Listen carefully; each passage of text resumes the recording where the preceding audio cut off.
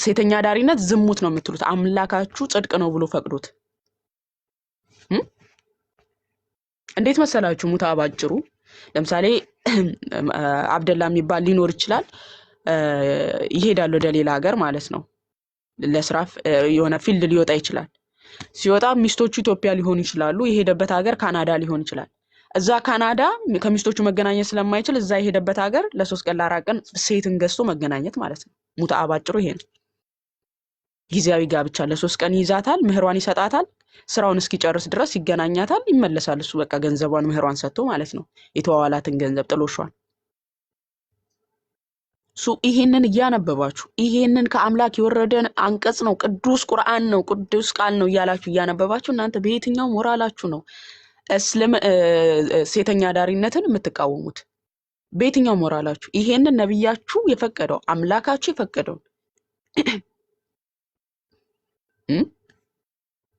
በየትኛው ሞራላችሁ ህፃናት ተደፈሩ በሚል ድምጽ ስትሆኑ እኔ እንደው የነብያቸውን ታሪክ ግን አያነቡም እላለሁ ክርስቶስን እንዴ ነብያችሁ የ6 ዓመት ህፃን ልጅን ወስዶ በ9 ዓመቷ ግንኙነት ያደረገ እኮ ነው እሱ በዚህ ዘመን ቢኖር ይማራል በህግ አይጠየቅም ይጠየቃል እኮ ሞዴል ብላችሁ የምትከተሉት ግለሰብ እኮ ይሄንን ነውር ተግባር የተገበረ እኮ ነው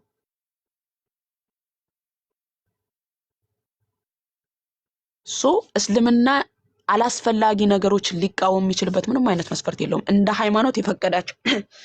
ሃይማኖት የፈቀዳቸው ነገሮች ስለሆኑ ማለት ነው እንደ ሃይማኖት ለምሳሌ በእኛ አንድ ግለሰብ የራሱን ፍላጎት ሊያደርግ ይችላል ያ የራሱ ፍላጎት እንጂ ሃይማኖታዊ ስርዓታችን አይደለም ወይም ደግሞ መጽሐፋችን ፈቅዶለት አይደለም እሱ የራሱን ነፃ ፍቃድ እየተገበረ ነው ይጠየቅበታል ጻድቁም ይጽደቅ ርኩሱም ይርከስ ቅዱሱም ይቀደስ እነሆ በቶሎ መጣለው ለእያንዳንዱ እንደ ስራው መጠን ከፍል ዘንድ ዋጋዬ ከኔ ጋር አለ ብሏል ጌታችን ኢየሱስ በዮሐንስ ራእይ ምዕራፍ 22 ቁጥር 12 ላይ ለዚህ ይመጣል ጌታ ለእያንዳንዱ እንደ ስራው ሊሰጥ አሁን ላይ የፈለገውን ዝሙት ሊሰራ ይችላል አንድ ሰው በዛ ነገር ግን ይጠየቅበታል ንስሐ ካልገባ እንጂ ሃይማኖታዊ ፍቃድ ተሰጥቶት አይደለም የራሱ ነፃ ፍቃድ ነው እስልምናው ግን ሃይማኖቱ ፈቅዶለት ነው አንድ ልጅ ቪዲዮ ሰርች አሳይቻችኋለሁ ሙት አንስር ያሉኝ ብላ ሙስሊም ስትናገር ማን ያዘዋል ጋር ኢንተርቪው ተደርጋ ይፈቀዳሉ በእናንተ ሲላት አው ይፈቀዳል ነው ያለችው ሙታ በኢትዮጵያ ውስጥም እየተተገበረ ነው ባይዘው ሙታ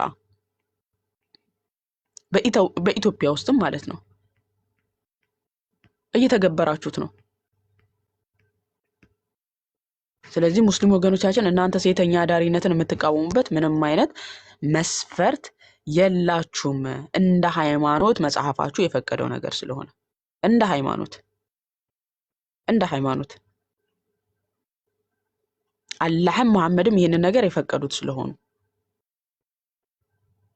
ሴት ልጅ እርሻ ናት ብሎ የሚናገር መጽሐፍ ሴት ልጅ እርሻ ናት ሱራ 2 ቁጥር 123ኛው 223ኛው አንቀጽ ሴቶቻችሁ ለእናንተ እርሻ ናቸው እርሻችሁን በፈለጋችሁ ሁኔታ ድረሱ አንድ ወንድ በፈለገው ያገላበጠ እንዲደርስባት ቁርአን ይፈቅዳል ይሄንን ከአምላክ የወረደ መገለጥ ነው ብለ ነው የተቀበልከው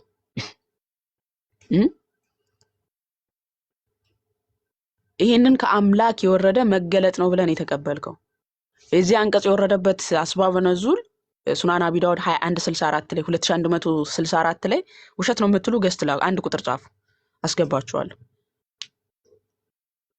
ኦኬ የወረደበት አስባብ ነዙሉን ሲናገር አንድ ሰው የአንሷሪን ሴት አገባ የቁረይሽ ነገር ነው ይሄ ሱረቱል በቀራ 223ኛው አንቀጽ የወረደበት አስባብ ነዙሉን ሲናገር ሴቶቻችሁ ለእናንተ እርሻ ናቸው እርሻችሁን በፈለጋችሁ ሁኔታ ድረሱ የሚለው አንቀጽ የወረደበት ምክንያት ሲያብራራ ሐዲሱን ያዙ ሱናን አቢ ዳውድ 2164 በዚህ ሐዲስ ላይ አብደላ ኢብኑ አባስ የዘገበው ሐዲስ ነው ምን ይለናል ይሄ አንቀጽ የወረደበት ምክንያት አለ ኦኬ መሐመድን አላስገባ ኦኬ መሐመድ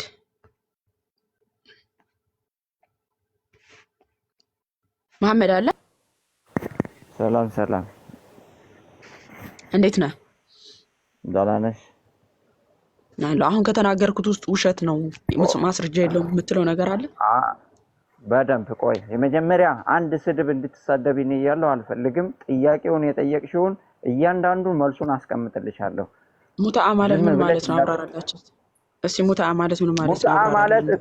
ሙትዓ ማለት እናንተ መጽሐፍ ላይ ያለ ነው። ዳዊት 70,000 ሴቶችን የደፈረበት ነው። ከአባ እንደዚህ ናችሁ፣ እንደዚህ ነው ዳዊት። እኔ ዝሙት ሰርቷል ብዬ አምናለሁ ብራዘር። ከዛ ግን እግዚአብሔር ቀጥቶ መልሶታል። ሁለተኛ ሳሙኤል ምዕራፍ 11 ላይ እግዚአብሔር አምላክ ቀጥቶታል።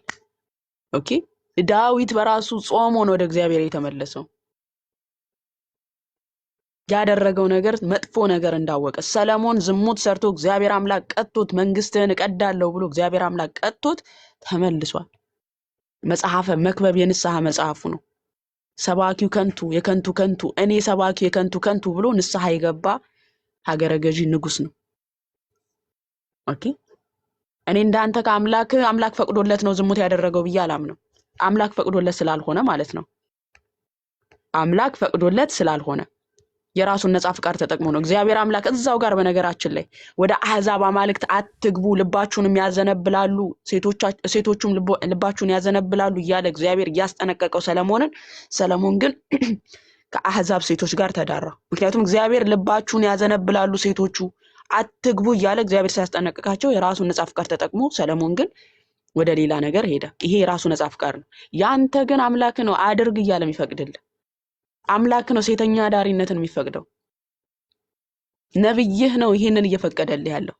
አሁን ሐሳቤን ልጨርስ። ቅድም የነገርኳችሁን ሱረቱል በቀራ ሴቶቻችሁ ለእናንተ እርሻ ናቸው፣ እርሻችሁን በፈለጋችሁ ሁኔታ ድረሱ የሚለው አንቀጽ የወረደበት አስባበ ነዙል ሱናን አቢ ዳውድ 2164 ላይ ነው የሚገኘው ሐዲሱ። ምንድነው የሚለው? አብዱላህ ኢብኑ አባስ የዘገበው ሐዲስ፣ አንድ ከቁረይሽ ነገድ የሆነ ሰው የአንሳሪ ሴት አገባ። ቁረይሾች እንትናቸው በባህላቸው ይሄ እንትናቸው ሴቶችን ሲገናኙ በፈለጋቸው አይነት ነው። በፈለጋቸው ይቅርታ አድርጉልኝ አማርኛው ፖዚሽን ማለት በፈለጋቸው ሁኔታ ከኋላም በፊት ምናምን እያደረጉ እና እቺን የአንሷሪን ሴት አገባት። ይቺ አንሷሪ ሴት ደግሞ እንደዚህ አይነት ነገር አታውቅም። ካገባት በኋላ ተገናኛት እና እሱ እንደፈለገው በለመደው አይነት ልማድ እንደፈለገው ሊገናኝባት ሲፈልግ በጀርባዬ ብቻ ተገናኘኝ አለበለዚያ ከእኔ ራቅ አለችው። እኔ እንደዚህ አይነት ነገር አላውቅም። እሱ የሚያውቀው እንዴት ነው? በፈለገ ሁኔታ ነው፣ በልማዱ ማለት ነው። እንደ ልማዱ እዛች ሴት ላይም ሊፈጽም ሲል ኖ በጀርባዬ ብቻ ተገናኘኝ አለበለዚያ ከእኔ ራቅ ስትለው ይሄ ንግግሯ ወደ ማን ደረሰ? ወደ መሐመድ ጆሮ ደረሰ። ሐዲሱን አወጣላችኋለሁ ከፈለጋችሁ። አጎቴ ያለ ማውጣት ትችላለህ። አነ ለነገሩ አይመቸኝም ነው። ደቂቃ አክስቴ ትንሽ ደቂቃ እየነዳው ነው። ኦኬ እሺ ችግር የለም ሲመቸ። ምን አለች? ከእኔ ራቅ ስትለው ይሄ ንግግሯ ወደ ማን ደረሰ? ወደ መሐመድ ጆሮ ደረሰ። መሐመድ ሰማ።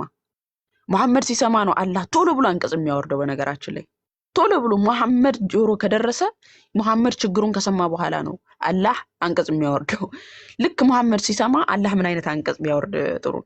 ሴቶቻችሁ ለእናንተ እርሻ ናቸው፣ እርሻችሁን በፈለጋችሁ ሁኔታ ድረሱ።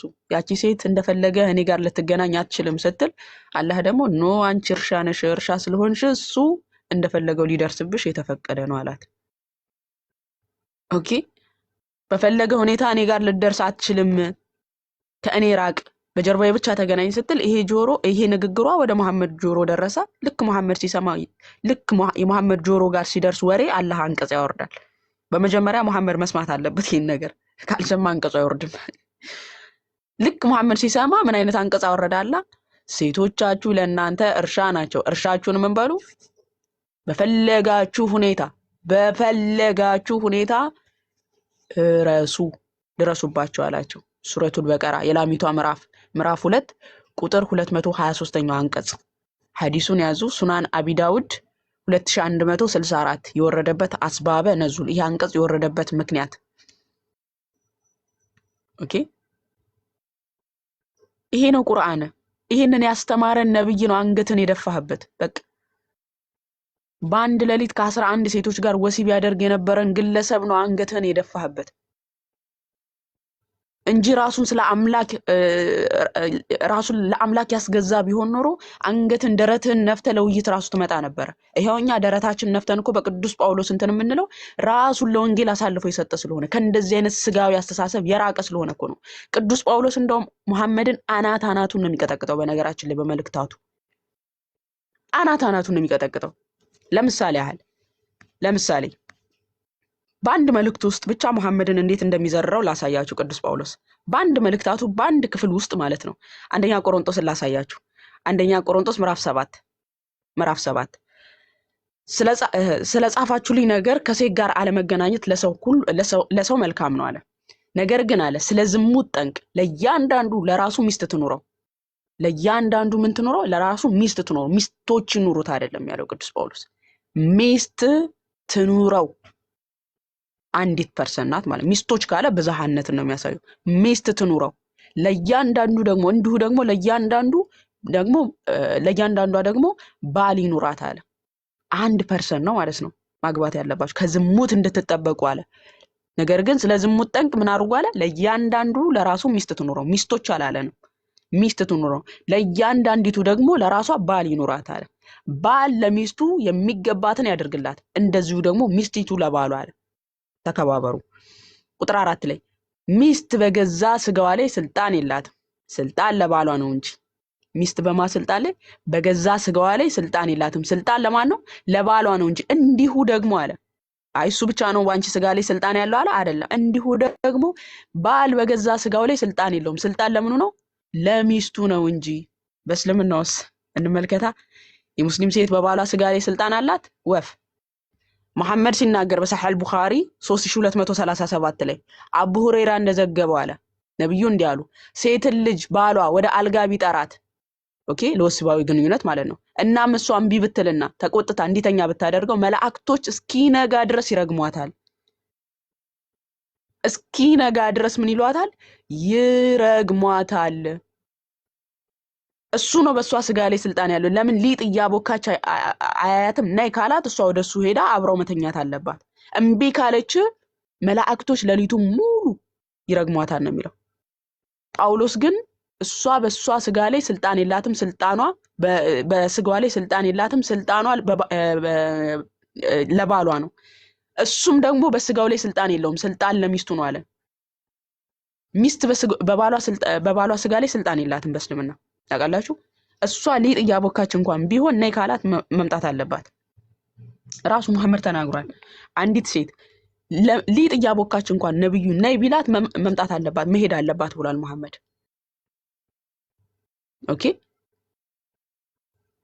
እሷ በምትፈልገው ሰዓት ግን ገና ቀኗን ቆጥራ ነው የምትጠብቀው። ራሱ ፋጤ ጋር ነው ዛሬ የኔ ተራ መቼ ነው? ሰኞ ነው? ማክሰኞ? እስቲ ቀኔን 1 2 3 ቀን ቆጥራ ነው የምትጠብቀው ባሏን ማለት ነው። እስቲ ዛሬ ፋጢማ ጋር ነው አይደል? ሰኞ፣ ማክሰኞ፣ እሮብ፣ ሐሙስ፣ አርብ ፋጤ ጋር ነው። ቅዳሜ፣ እሁድ፣ ሰኞ፣ ማክሰኞ ዘይነብ ጋር ነው። ሂሳብ ደምራ ነው እሷ ጋር የሚመጣው ራሱ በባሏ ስጋ ላይ ስልጣን ስለሌላት ማለት ነው። ሂሳብ ደምረሽ ነው ወዳንቺ የሚመጣው። መቼ ነው የኔ ተራ ብለሽ ተጨንቀሽ ተራሽን ጠብቀሽ ማለት ዛሬ ምንድነው? ቅዳሜ ነው። ከነገ ወዲያ ነው ማለት ነው የኔ ተራ እያልሽ ሂሳብ ደምረሽ ነው ወዳንቺ የሚመጣው። ለምን? በባልሽ ስጋ ላይ ስልጣን የለሽም። እሱ ግን በአንቺ ስጋ ላይ ሊጥ እያቦካሽ እንኳን ነይ ካለሽ መምጣት አለብሽ ተብለሻል። ለምን? በባልሽ ስጋ ላይ ስልጣን ስለሌለሽ። እሱ ግን በአንቺ ስጋ ላይ ስልጣን አለው። በአንቺ ስጋ ላይ ስልጣን አለው። ሊጥ እያቦካሽም ከሆነ ነይ ካለሽ ግዴታ መምጣት አለብሽ። ማን ነው ይሄንን ያዘዘው? ነብዩ መሐመድ ናቸው ይሄንን ያዘዙት። እንግዲህ ምንም ማድረግ አይቻልም። ነብዩ መሐመድ ናቸው። ነብዩ መሐመድ አልኩ፣ መሐመድ ነው ይሄንን ያዘዘው።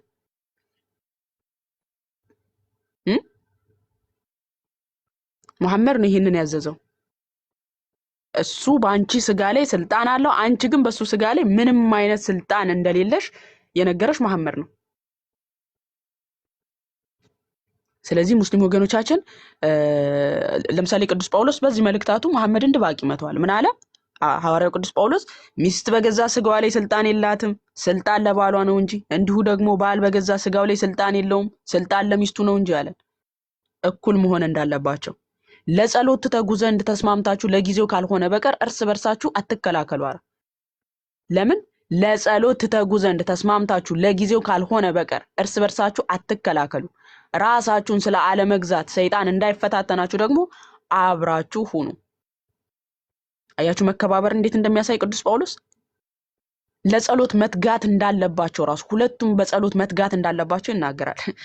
የሙስሊም ሴት አንቺ ጸሎትን ካበዛሽ ባልሽ ይቀጠቅጥሻል ታውቂያለሽ? ባልሽ ጸሎትን ካበዛሽ እሱ ግንኙነት ፈልጎ አንቺ 2 ሱራ እንቀራለሁ ብትይ ይቀጠቅጥሻል። ማስረጃ ብቻ ነው እናንተ መጠየቅ የሚጠበቅባችሁ።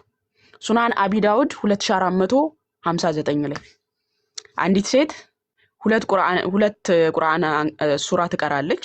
ባልየው እሷን ግንኙነት ሊፈጽምባት ይፈልጋል እና እቺ ሴት ግንኙነት ሊያደርጋት ሲፈልግ እሷ ደግሞ ቁርአን ባንዴ ስትሰግድ 2 ሱራን ትቀራለች። ሐዲሱ የሚገኘው ሱናን አቢ ዳውድ 2459 ላይ እና እቺ ሴት እሱ ግንኙነት ይፈልጋል፣ እሷ ደግሞ 2 ሱራን ትቀራለች፣ በጣም ትሰግዳለች። ደበደባት። መታትና ወደ ነብዩ መጣች ፍትህን ፍለጋ ለነብዩ ተናገረችና ምንድነው ብሎ ነብዩ ለምንድን የመታሃት ተብሎ ሲጠየቅ ምን ብሎ መለሰ? እንዲህ አለ። ወደ ሙሐመድ መጣ። የአላህ መልእክተኛ ባሌ ሳፍዋን ኢብኑ ስሰግድ ይመታኛል፣ ይደበድበኛል፣ ስጾም ጾሜን እንትን ይልብኛል፣ ይገድፍብኛል ማለት ነው። ጾሜን ያበላሽብኛል፣ ግንኙነት እያደረጋት ያበላሽባታል። ፀሐይ እስክትወጣ ድረስ የንጋት ሶላት አይሰግድም፣ እሱ አይሰግድም። እሷ ስትሰግድ ግን ይደበድባታል፣ ግንኙነት ሊያደርጋት አይሰግድም ስላለችው ነገር በቦታው የተገኘውን ሳፍዋንን ጠየቀው መሐመድ። እሳቸውም እንዲህ ሲሉ መለሱ፣ የአላህ መልእክተኛ ሆይ ንግግሯ ስሰግድ ይደበድበኛል ላለችው አለ እሷ 2 ሱራዎችን በሶላት ላይ ታነባለች፣ እኔም ከለከልኳት። እሳቸውም 1 ሱራ በሶላት ወቅት ከተነበበ ይህ በቂ ነው አላት። መሐመድ ምን አላት? አንቺ ለምንድነው 2 ሱራ የምታነቢው? 1 ሱራ ብቻ አንብቢ በቃሽ። እሱ ግንኙነት ፈልጓል እኮ ነው።